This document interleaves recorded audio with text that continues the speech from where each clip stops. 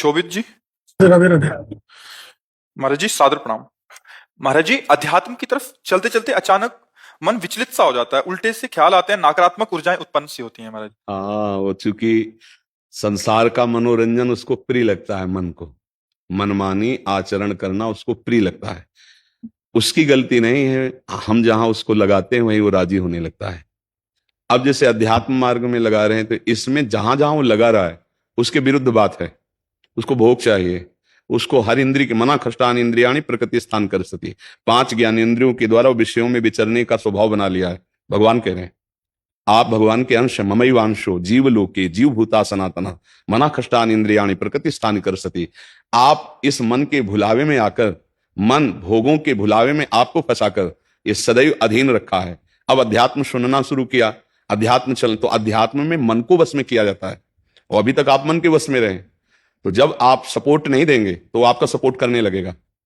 इसकी चाल समझना, क्योंकि आपके बिना उसकी कोई सत्ता नहीं, वो आपके बिना कुछ नहीं कर सकता, आपके दस्तखत से ही करेगा। जैसे हमारा मन कह रहा है मैं देखूं, हम कह रहे नहीं देखना है, वो 100 बार कहेगा देखो, आप कहोगे नहीं ये देखो, अब वो लग जाएगा जिधर आप लगाओगे, पर वो कुछ समय तक लगेगा, फिर वो आपको वश में करने की कोशिश करेगा और वो जब आप ना करेंगे तो आपको जलाएगा। अगर उस जलन को सह गए तो मन को अधीन कर लेंगे, और नहीं सह गए तो मन आपको अधीन कर लेगा। ये खेल चल रहा है, प्रायः सब मन के अधीन ही होते हैं। मन को कोई चेला बनाने वही सच्चा गुरु। दूसरों को तो चेला बनाना सहज है, मन को जो चेला बना ले वही सच्चा गुरु। मन ने सबको चेला बना रखा है, नहीं बना रखा? जैसा कहता है वैसे करना पड़ता है। और बड़ा बात यह है कि मन को हम जैसा कहें शास्त्र आज्ञा से वैसा चला ले, सो महात्मा, वही गुरु, वही भक्त। नहीं तो भाई भेष चाहे जो हो, पर मन के अधीनता से मुक्त होना बहुत कठिन होता है। कोई बिरला मन को अधीन करके भगवान की प्राप्ति करता है।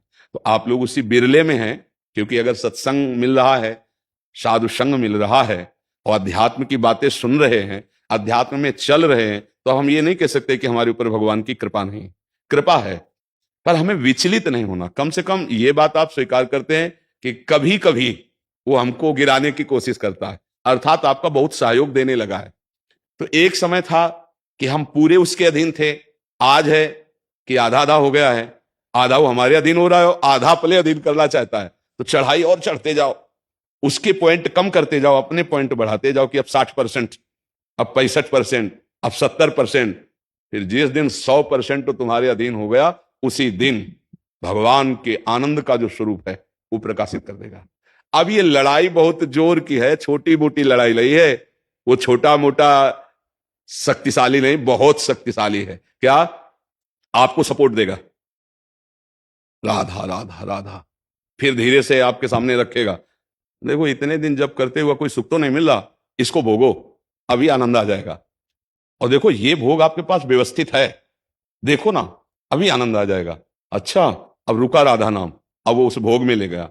अब राधा नाम जपना चाहोगे तो अच्छा नहीं लगेगा, अरुचि, वो अपने अधीन करता चला जाएगा। कोई विवेकवान गुरु कृपा पात्र इसकी ये चाल समझ जाता है, अरे अरे मुझे तो पुनः फंसा रहा है, गिरा रहा है, नहीं नहीं नहीं, राधा राधा राधा राधा राधा राधा राधा राधा राधा, तब बचा जा सकता है। ये बहुत प्रवीण है मन, बहुत फुसला के फंसाता है। ऐसे ही फंसाता है कि देखो देख लेंगे, छुएंगे थोड़ी, नजदीक पहुंचा जिस विषय का छू लेंगे, कुछ होगा थोड़ी, और धीरे धीरे धीरे वो तुम्हें लगेगा कि यार गलती हो गई, ऐसा क्यों हो गया, ऐसा यूं हो गया कि उसकी चाल को नहीं समझ पाए हम, उसकी चाल को नहीं समझ पाए। हर एक इंद्री के साथ ये जुड़ा हुआ है। ये सुन लेंगे, ये देख लेंगे, ये छू लेंगे, ये भोग लेंगे। इन्हीं इंद्रियों के कारण हमें परमात्मा प्राप्ति नहीं हो रही। यही इंद्रियां भोगों में फंसाए हुए हैं और उसका मुखिया ये मन है। और ये बहुत चतुर मंत्री है आपका मंत्री, पर ऐसा समझ लो कि भोला राजा और चतुर मंत्री, तो उसकी दुर्दशा कैसी होती राजा की।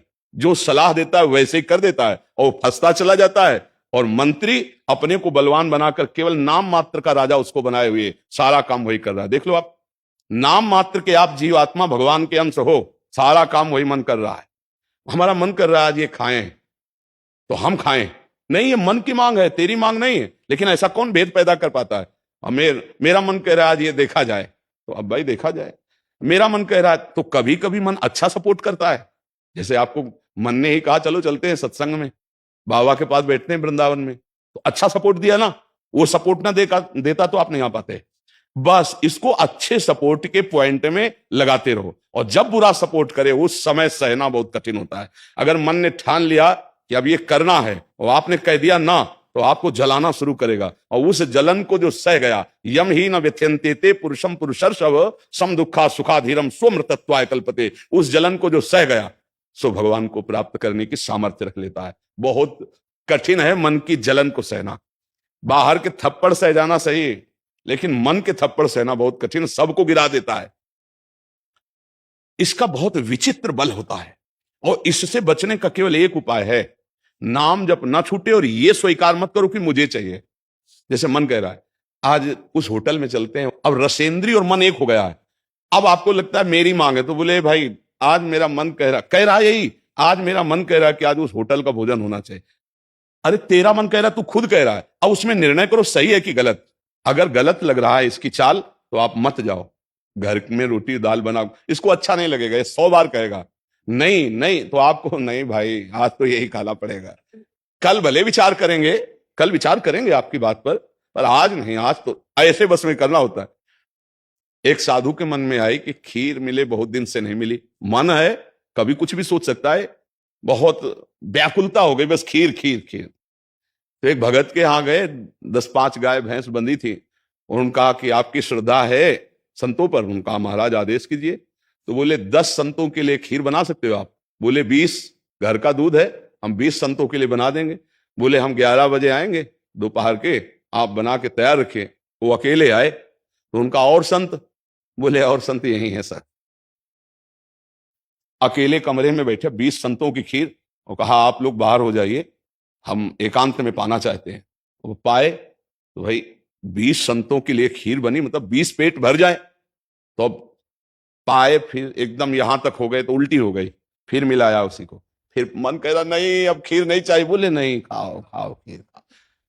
रोमांच हो गया, नहीं खाएंगे एकदम। तो बोले जिंदगी में खीर का नाम मत लेना, जिंदगी तो या तो ऐसे उतरो, या तो ऐसे उतरो।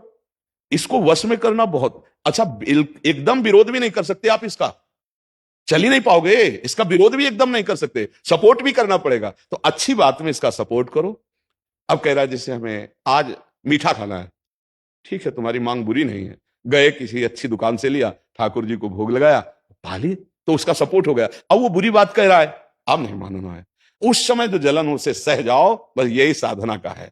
मन को अगर अधीन कर लिया तो बात बन गई। एक हम बार बार सुनाया करते कि मन मारिया तन बस में की ना, हुआ भरम सब दूर, बाहर से कछ दिखत नाई अंदर चमके नूर, आपो त्याग जगत में बैठे नहीं किसी से काम, उनमें तो कछु अंतर ना ही संत का हो चाहे राम। वो गृहस्थी में भी है। आप एक पत्नी व्रत लिए हुए, धर्म से आप चलते हैं, दूसरी किसी माता बहन की तरफ गंदी दृष्टि नहीं, धर्म से धन कमाते, परिवार का पोषण करते, नाम जब आप महात्मा है, आप सतमार्ग के पथिक हैं, क्योंकि आप अपने प्रवृत्ति धर्म से चल रहे हैं, और एक निवृत्ति में अपने धर्म से चल रहा है, तो वो महात्मा है। ऐसा महात्मा का मतलब केवल वेश से नहीं होता, महात्मा का मतलब उस लक्षण से होता है। अगर आप भागवतिक लक्षण से हैं तो आप भक्त हैं, आप वैष्णव हैं, आप महात्मा हैं। तो मनुष्य जीवन का परम लक्ष्य है मन को अधीन करके परमात्मा प्राप्ति करना। अगर मन अधीन नहीं हुआ तो परमात्मा प्राप्ति में बड़ी बाधा खड़ी हो जाती है। नाम जप करते रहो, धीरे धीरे वो बल आता रहेगा नाम जप से कि आप मन को अधीन कर लोगे। नहीं तो पीछे वाले बैच में यही कह रहे थे कि जितनी जेल भरी है ये सब मन से ही भरी है। नहीं बोले ऐसा क्यों किया? बोले मन ने कह दिया, आप क्या करें, हम तो कहते थे नहीं करना, पर इस मन ने फंसा दिया, तो बोले 20 साल की सजा, अब भोगो जेल। मन की एक हरकत ने पूरा जीवन बर्बाद कर दिया, मन की एक हरकत ने फांसी पे चढ़वा दिया। वही मन की तो हरकत है। तो हमें लगता है बहुत होश में रह जाए, ये जो मंत्री है सलाहकार मन, इस पर नजर रखी जाए कि इसकी गलत सलाह पे दस्तखत ना करो। और अगर आप स्वीकृति नहीं देंगे तो कुछ नहीं कर पाएगा, पक्का समझना। आपकी स्वीकृति से ही होता है जो कुछ होता है। आप जहां कह देते हैं कि चलो अच्छा ठीक है, बस फिर आपकी कोई गम नहीं है, वो आपसे करवा के मालेगा। इस तरफ बलवान मन है, बड़े बड़ों से करवा लेता है। आप तो मान लो गृहस्थी में हो, जिसने आजीवन भगवान का मार्ग चयन किया है उसको भूल में डाल देता है, गलत मार्ग में ले जाता है। आप तो गृहस्थी में मान लो आपसे चूक होना स्वाभाविक है, क्योंकि प्रपंच माया प्रपंच में जिसने जीवन भर के लिए नियम लिया है उससे भी चूक करवा देता है। बड़ा विचित्र मन है। हाँ, अगर मन कहीं अधीन हुआ है तो भगवान का आश्रय लेकर और विवेक के द्वारा इसे अधीन किया जाता है। और विवेक ये बाजार में मिलता नहीं है, ये सत्संग से मिलता है। जैसे आप सुन रहे हैं, बिन सत्संग विवेक न होई और राम कृपा बिन सुलभ न सोई। सत्संग होता है भगवान की कृपा से, और सत्संग से मिलता है विवेक, और विवेक से मन का शासन। निर्णय किया है, तू गलत सलाह दे रहा है और मेरी मांग नहीं तेरी मांग है, मैं इसको रिजेक्ट करता हूं, नहीं पास करता हूं। बस वो कुछ नहीं कर पाए। पर इतना ज्ञान नहीं रहता भैया, जहां वो मन से आज गरम गरम कचौड़ी दाल की हो और फिर चटनी हो, फिर अब आप खोज करोगे कहां बन रही है, हम खरीद के खाए। मन ऐसे फंसा रहा है। आप देखो ना, अपने घर में सब भोग सामग्री है, लेकिन जिनका मन, जो भजन नहीं करते, जो सत्संग नहीं करते, उनका मन गंदे आचरणों में फंसा है। घर में वो सब भोग सामग्री है, धर्म पूर्वक भोग करके वो भगवान को प्राप्त कर सकते थे, लेकिन वो अधर्माचरण, कलह, अशांति घर में है, और उनका मन कहां ले जाता है, गंदे गंदे जगह उनको फंसा है। ये मन की चाल है। आपके घर में है, धर्म पूर्वक भोग सकते हैं, लेकिन आपसे अधर्म करवाता है, पापाचरण करवाता है। आप विचार करो, क्या है इन शरीरों में, क्या है, या उन भोगों में क्या है? कितना भोगोगे? चाहे जितना भोग लो, कभी तृप्ति होने वाली नहीं। और धर्म से चलोगे तो एक दिन इनसे निवृत्ति हो जाएगी, तृप्ति तो नहीं, निवृत्ति हो जाएगी, और आप प्रभु को प्यारे, प्रभु के प्रियजन बन जाएंगे। यही मनुष्य जीवन का लाभ है कि हम कमाई करने आए धर्म की, पुण्य की, नाम की, भगवान का नाम जप करके मंगल करने की। पर ये दिमाग में नहीं रहता, और यही लगता है जितना धन हो जाए, जितनी भोग सामग्री हो जाए, खूब भोगे, मौज से जिए। पर अधर्म आचरण करने वाला कभी मौज से नहीं रह सकता। ये शब्द याद रखो, चिंता, भय, शोक, घबराहट और दुख, ये उसको कभी छोड़ेगा नहीं जो पाप कर्म करता है। अचानक बेमतलब की कल्पना भय की सवार रहेगी, और धीरे धीरे वो मन डिप्रेशन में पहुंचने लगता है। क्यों? क्योंकि पापाचरण हो जाता है। और घर के किसी व्यक्ति से ठीक से बात नहीं करेगा। क्यों? अंदर से डिस्टर्ब हो चुका है। ये क्यों हुआ? बोले पापाचरण से हुआ। आज बहुत ज्यादा लोग डिप्रेशन में जा रहे हैं, बहुत ज्यादा लोग। इसका कारण जानते हो क्या है? यही मनमानी आचरण।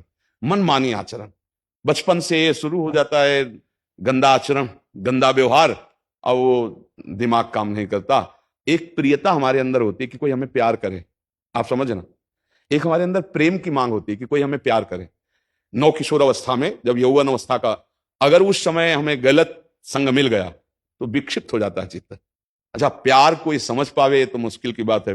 प्रेम का निर्वाह तो सिर्फ भगवान करते हैं, या भगवान प्रदत्त ऐसा कोई दे दे जो प्रेम का निर्वाह करे। नहीं, अपने हृदय से जिसको हम प्रेम करते हैं और वो कहीं दूसरी जगह देख रहा है, अब विक्षिप्त हो जाएगा वो व्यक्ति, नहीं हो जाएगा। और ये प्रायः बहुत तायत में हो रहा है। क्यों? क्योंकि पूर्व संस्कार बन गए। अच्छा, जैसे देखना,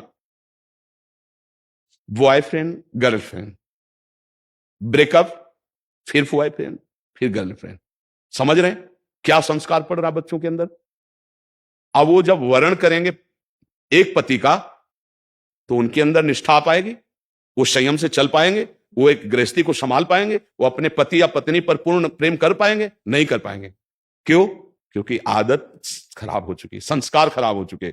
अब ये हमारे समाज में ज्यादा फैल रहा है, नहीं फैल रहा है। अब जहां मन को संयम में लाने की बात आती है, वहां मन को तो हमने पहले ही रद्दी कागज बना दिया, पहले ही हमने उसको गंदा कर दिया। अब कैसे हो सकता है? गृहस्थी बहुत पावन मार्ग है, कोई ऐसा नहीं है। मान लो पवित्र शरीर दोनों के हैं, और फिर धर्म से ग्रहण किया गया, तो वो फिर एक अच्छी गृहस्थी बनती है। अब पहले ही, इसलिए भाई बहुत संभालने की जरूरत। आप तो बड़े भाग्यशाली जो अध्यात्म में इस बात को समझ रहे हैं, नहीं तो आज हमारा समाज थोड़ा गलत रास्ते की तरफ जा रहा है, गलत मार्ग है जिसको कोई समझ नहीं रहा। हमारे नवीन नवीन बच्चे, नवीन नवीन बच्चियां, नवीन नवीन भाई इस भूल में फंस गए कि ये सुख है और ये भोगना मतलब जीवन का लाभ है। नहीं नहीं नहीं, इसको धर्म के अंतर्गत रखा गया। देखो, हमारे शास्त्र में 4 पुरुषार्थ रखे गए, धर्म, अर्थ, काम, मोक्ष। काम कहां है? तीसरे नंबर पे है। पहले में क्या है? धर्म, और आखिरी में क्या है? मोक्ष। जो धर्म से चलता है, धन धर्म से कमाता है, धर्म से काम भोग करता है, वो मोक्ष को प्राप्त हो जाता है। आज 2 बातें हट गई, पहली और आखिरी, धर्म और मोक्ष हट गया, अब अर्थ और काम रह गया, नहीं रह गया। बस यही पशुता बढ़ती चली जा रही है। अब ये संतों की बातें कड़वी लगेंगी समाज को, लेकिन भैया बहुत गलत रास्ते में अपने लोग जा रहे हैं। इससे लौटना अभी संभव है, अभी लौटना संभव है। अगर कदम आगे बढ़ते चले गए तो आप लौट नहीं पाएंगे। आप देखो, हमारे नवीन बच्चों में बहुत डिप्रेशन की ये बात आती चली जाए। क्यों? विक्षेप पे विक्षेप पड़ रहा है। अब वो उससे आसक्त है, वो ब्रेकअप हो गया, अब उसका दिमाग पे जो भार पड़ा, वो पूरे जीवन की जीवनी शक्ति को नष्ट कर रहा है, चाहे बच्चा हो चाहे बच्ची हो। मतलब कई ऐसी समस्याएं प्रकट हो रही हैं जो अपनी बात कह नहीं सकते हैं और अंदर ही अंदर वो अपने को खोखला कर लेते हैं। हमें लगता है कि माता पिता को, परिवार को इन समस्याओं से बच्चों से जुड़कर उनको हटाना चाहिए, उनको शिक्षा देनी चाहिए, उनको ऐसा मित्रवत बल देना चाहिए जिससे उनकी मानसिकता उभरे। अगर ये छूट बनी रही, इसे कहा जाता है दोस्ती, लेकिन भारी दुश्मनी फैल रही है, भारी हमारे जीवन का नाश करने वाली वृत्तियां फैल रही।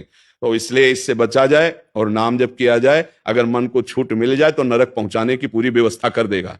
मन को छूट मिल जाए तो भारी से भारी अपराध करा देगा और जलाता रहेगा। इसलिए मन को छूट ना दी जाए, और मन को छूट ना दी जाए इसके लिए जो चाहिए विवेक, वो सत्संग सुना जाए, और जो बल चाहिए वो नाम जप किया जाए। नाम का बल और सत्संग का विवेक, ये दो ही बचा सकते। साधन को हरि भजन है, कै सत्संग सहाय। जी।